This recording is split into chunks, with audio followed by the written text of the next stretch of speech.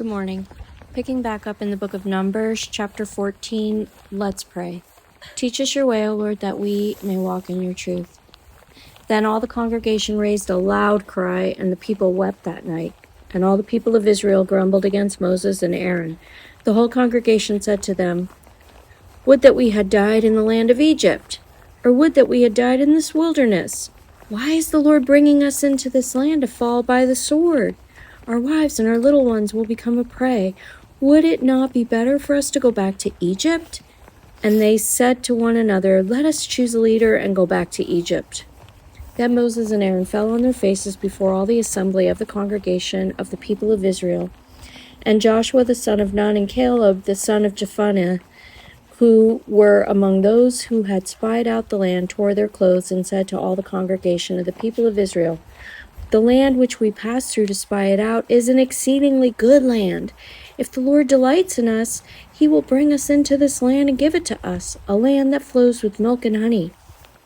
Only do not rebel against the Lord, and do not fear the people of the land, for they are bread for us. Their protection is removed from them, and the Lord is with us. Do not fear them." Then all the congregation said to stone them with stones. But the glory of the Lord appeared at the tent of meeting to all the people of Israel. And the Lord said to Moses, "How long will this people despise me?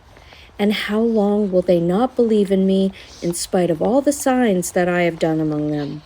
I will strike them with the pestilence and disinherit them, and I will make of you a nation greater and mightier than they." But Moses said to the Lord, "Then the Egyptians will hear of it, for you brought up this people in your might from among them, and they will tell the inhabitants of this land, 'They have heard that you, O Lord, are in the midst of this people, for you, O Lord, are seen face to face, and your cloud stands over them, and you go before them in a pillar of cloud by day and a pillar of fire by night.' Now if you kill this people as one man, then the nations who have heard your fame will say, 'It's because the Lord was not able to bring this people into the land that he swore to give to them, that he has killed them in the wilderness.' And now please let the power of the Lord be great as you have promised, saying, 'The Lord is slow to anger and abounding in steadfast love, forgiving iniquity and transgression, but he will by no means clear the guilty, visiting the iniquity of the fathers on the children to the third and the fourth generation. Please pardon the iniquity of this people according to the greatness of your steadfast love, just as you have forgiven this people from Egypt until now.' Then the Lord said, 'I have pardoned according to your word.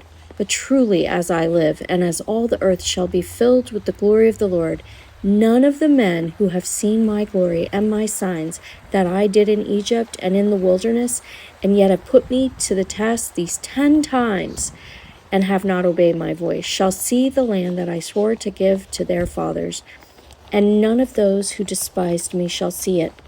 But my servant Caleb, because he has a different spirit and has followed me fully, I will bring into the land into which he went, and his descendants shall possess it. Now, since the Amalekites and the Canaanites dwell in the valleys, turn tomorrow and set out for the wilderness by the way to the Red Sea." And the Lord spoke to Moses and to Aaron, saying, "How long shall this wicked congregation grumble against me? I have heard the grumblings of the people of Israel, which they grumble against me. Say to them, 'As I live, declares the Lord, what you have said in my hearing I will do to you. Your dead bodies shall fall in this wilderness, and all your number, listed in the census from 20 years old and upward, who have grumbled against me. Not one shall come into the land where I swore that I would make you dwell, except Caleb the son of Jephunneh and Joshua the son of Nun. But your little ones, who you said would become a prey, I will bring in, and they shall know the land that you have rejected. But as for you, your dead bodies shall fall in this wilderness, and your children shall be shepherds in the wilderness 40 years, and shall suffer for your faithlessness, until the last of your dead bodies lies in the wilderness. According to the number of the days in which you spied out the land, 40 days, a year for each day, you shall bear your iniquity 40 years, and you shall know my displeasure. I, the Lord, have spoken. Surely this will I do to all this wicked congregation, who are gathered together against me. In this wilderness they shall come to a full end, and there they shall die. And the men whom Moses sent to spy out the land, who returned and made all the congregation grumble against him by bringing up a bad report about the land, the men who brought up a bad report of the land died by plague before the Lord. Of those men who went to spy out the land, only Joshua the son of Nun and Caleb the son of Jephunneh remained alive. When Moses told these words to all the people of Israel, the people mourned greatly, and they rose early in the morning and went up to the heights of the hill country, saying, "Here we are. We will go up to the place that the Lord has promised, for we have sinned." But Moses said, "Why now are you transgressing the command of the Lord, when that will not succeed? Do not go up, for the Lord is not among you, lest you be struck down before your enemies. For there the Amalekites and the Canaanites are facing you, and you shall fall by the sword. Because you have turned back from following the Lord will not be with you."